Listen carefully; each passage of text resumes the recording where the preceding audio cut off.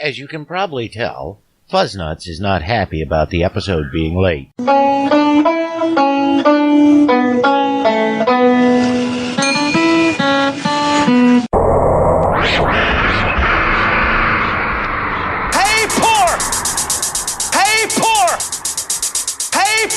You don't have to be poor anymore. Jesus is here. The loudspeaker spoke up and said, Christianity is stupid.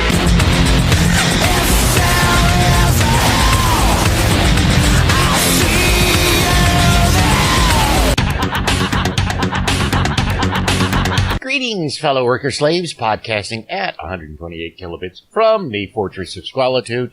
This is the Atheist in the Trailer Park Podcast. I'm your host, Tucker.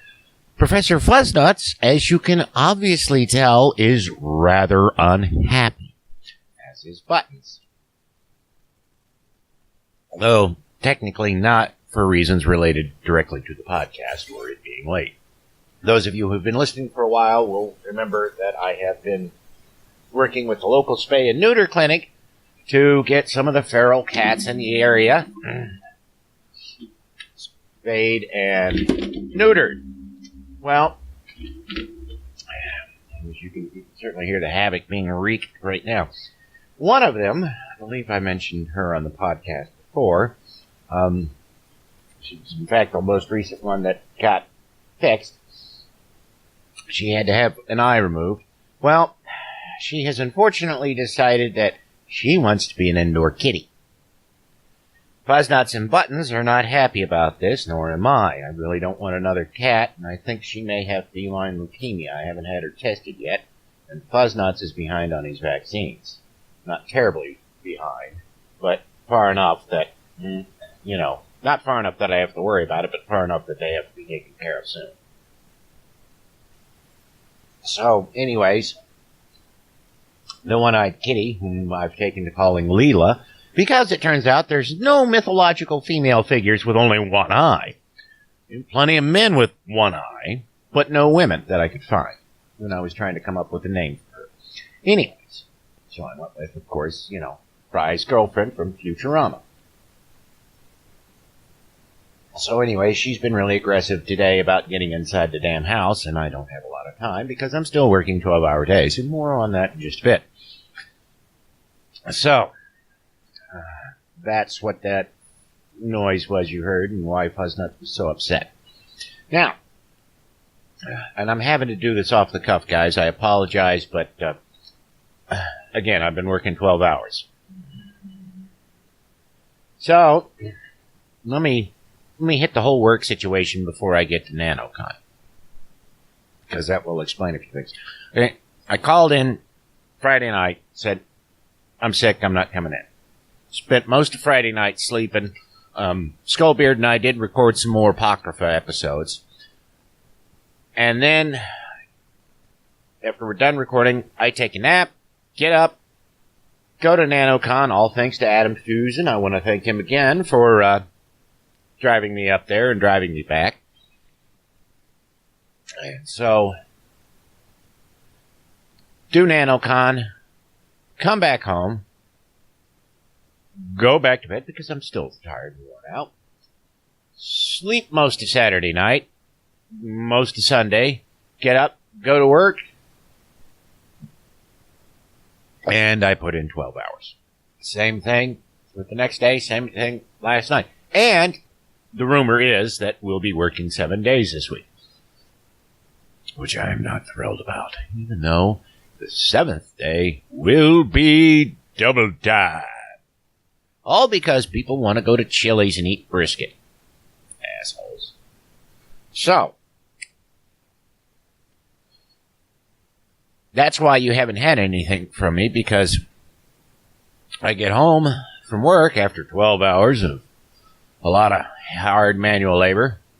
I'm going to bed. And I usually sleep until it's too late for me to do anything other than dive into the shower and race out the door to work. Stop and get a nice unhealthy meal at McDonald's, because it's the closest place that's open that late when I go in. So, I'm not sure how long this episode will be. probably what's going to happen is I'm just going to put out a bunch of just little bitty episodes this week, and hopefully they'll add up to an hour. For the Patreon supporters, you'll only get dinged for the last one. I've always said that, the most you'll have to pay for is 4.5 episodes, 1 episode a week during the month. I'm not going to, because I know how difficult it is for folks who have limited means to survive when you suddenly get an unexpected bill. So, now, let's get to NaNoCon. This year, and once again, I was on the podcaster panel. And again, it just really irritates me. How I find out I'm on the podcaster panel is I get the email saying, "Oh, hey, we need your bio for the podcaster panel web page." And he says, "Hey, man, you want to come? Or would you like to be on the podcaster panel?" No, it's just, "Hey, we need your bio for that." Thanks, guys. Especially since I don't have a car, and the people who are who would have picked me for the panel know I don't have a car, so I have to think about things like, how the fuck am I going to get there?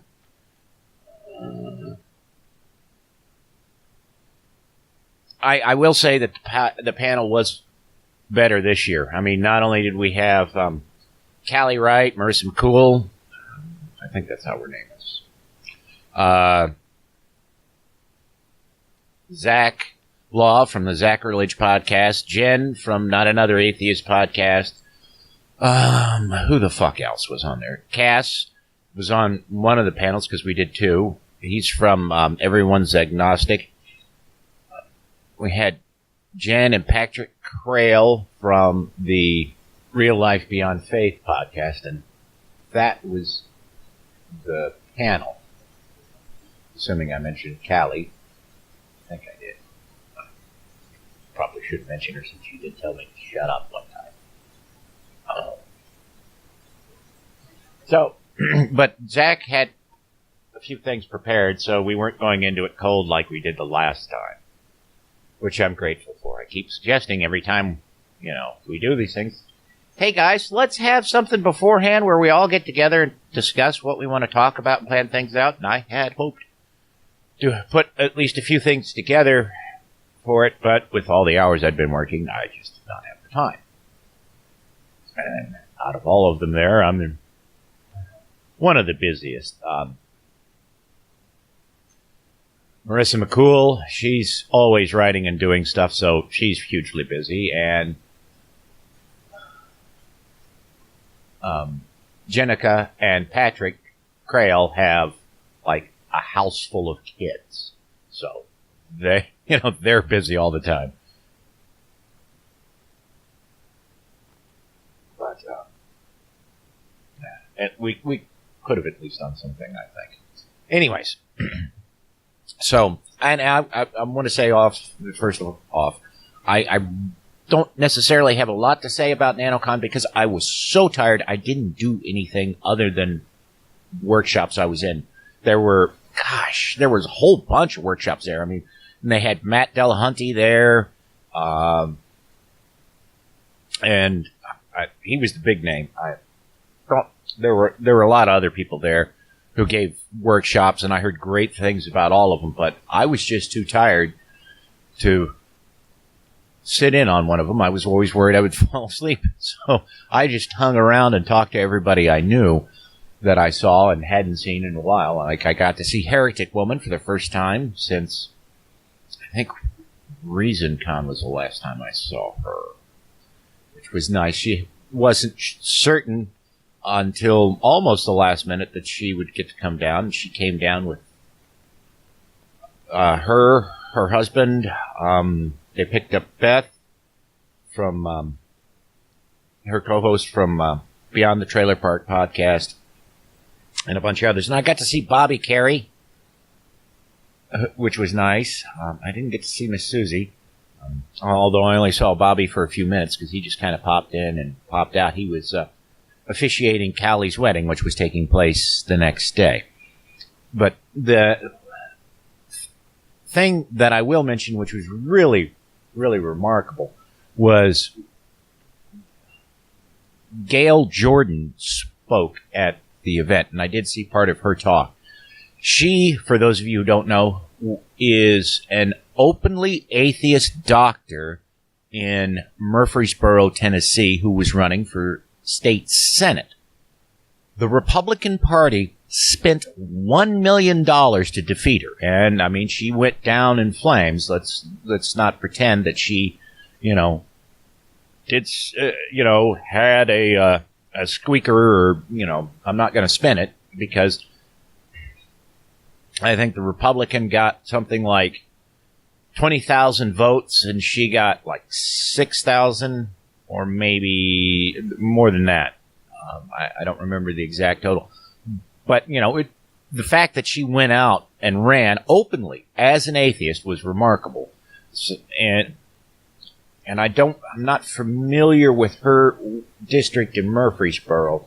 I don't know all the details. I used to live in Murfreesboro, and it's a college town, so it is somewhat progressive, but she may have been living in a conservative district. Certainly with all the gerrymandering we have in this state, it's entirely possible that the district she was in was gerrymandered to be heavily Republican. The Tennessee legislature in 2012 was voted the most corrupt in the nation by a group of investigative reporters. If that gives you any idea of what my state government's like. But she talked and, explained that she ran, she knew the odds were against her, but she was surprised that the Republicans spent so much money opposing her. I mean, they laid out $1 million, which is, a big chunk of change in a small state with, for a state office. It's not like she was running for U.S. Congress. She was running for a statewide office, and they spent $1 million to shut her down. But I'm sure that she gave a lot of hope to people in that area. And she certainly gave a lot of hope to all of us and gave a very inspirational speech. And I have to say,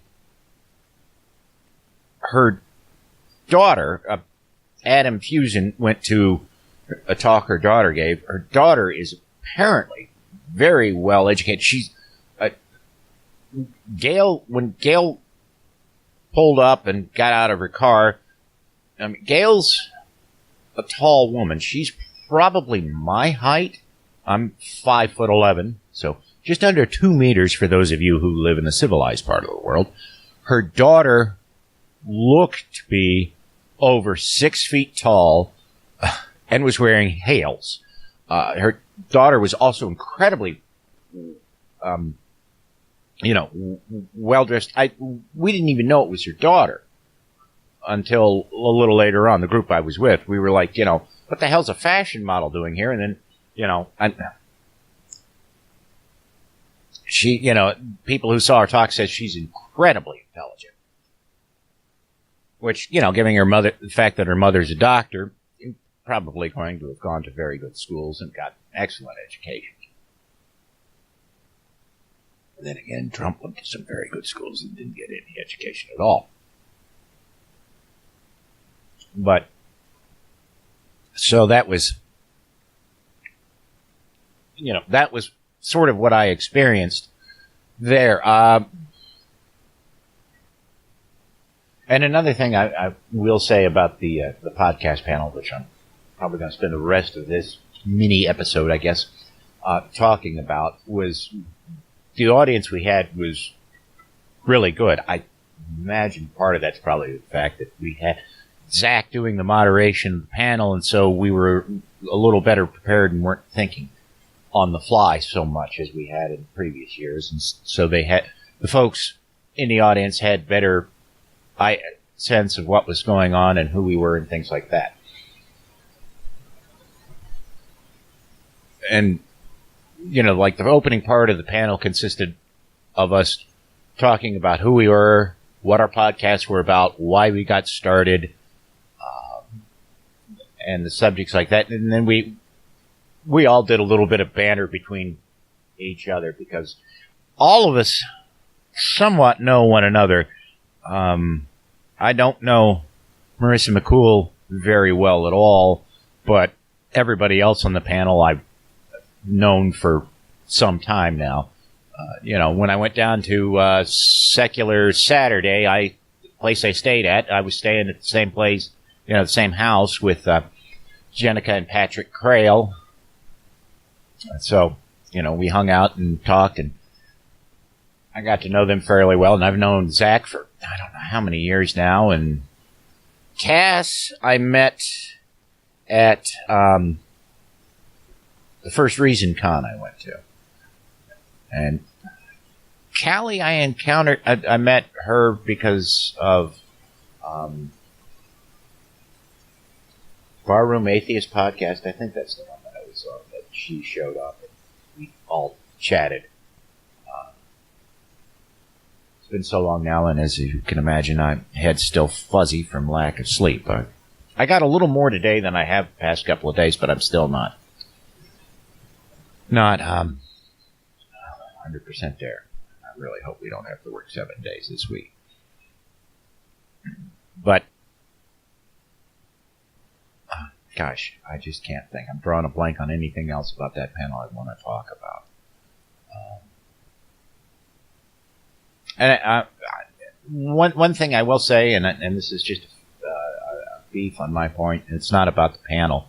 It's just the venue where we held the NaNoCon this year. We were back at the high school the first one was at, and last year we had been at the Universal Unitarian Church in Nashville, and I really liked that venue better.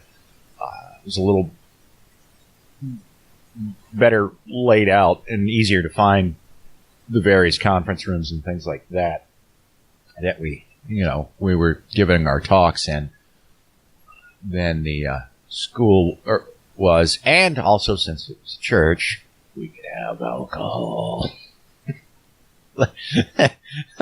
Like Jen said, last year somebody was like, at 11 o'clock, they're popping open the moonshine and passing it around. Whereas since it was a school, we couldn't do that. And the other thing I really liked about last year's setup was they had food trucks there, so we had a wide variety of food that we got fairly quick period of time. Not to say that this one was bad. It's just, sort of like you see a car, you like the car, but you'd rather it be in a different color. That's kind of the attitude I have about it. And, again, definitely, if you have a chance to go to one of these cons, go to them, because you meet all kinds of really neat people. Not just, ordinary folks like yourself, but Tracy Moody was there selling books. Gene, whose last name I forget, who puts on Reason Con, he was there. Matt Delhunty was there, and he was walking the halls. He was, approachable, hanging out. There were heads of several atheist organizations who were there and just hanging out. You could talk to them if you wanted to. And forgive me, I don't know, who they were off the top of my head. And I'm too tired to find the program that has the listings of some of the people who were there. But, it's that, for me, really, on all the conferences, whether it's NaNoCon or ReasonCon or Secular Saturday, I think those are the only ones I've been to, big ones. Most of the fun comes just hanging out with people who share, the same view. You can sit there and bitch about the lack of God. Well, not bitch about the lack of God, but bitch about, the Christian fundamentalists, and not have to worry that somebody's going to get pissed off at you and start trying to convert you or whatever. It's a nice way to let your hair down. And, the workshops they're the cherry on top of the sundae that is an atheist conference. You can go and learn things, and hear great speakers, or not. You can just hang out and talk to people that you haven't seen in a year or have, only met online.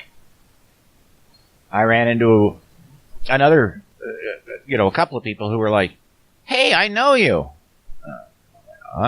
Either they listened to the podcast, or we were Facebook friends, or, we were mutual friends of somebody who was on Facebook. Okay, 2 quick things before I get out of here, because I'm tired and I still have to get showered and ready for work, as well as put this episode together and post it. And it's real hard for me to move fast at all right now, so I need to wrap this up quick. I know that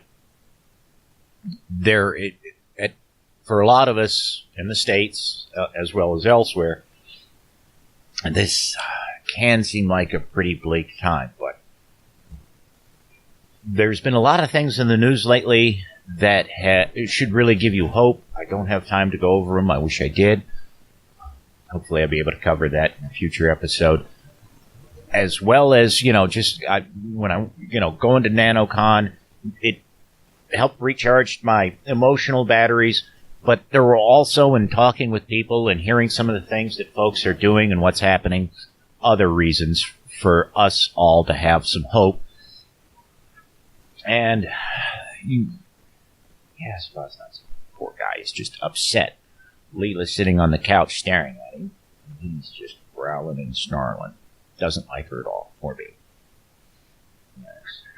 Hey, nobody's hurting you. The other thing is, you no doubt notice I sound a little different. Reason for that is I bought a really fancy microphone.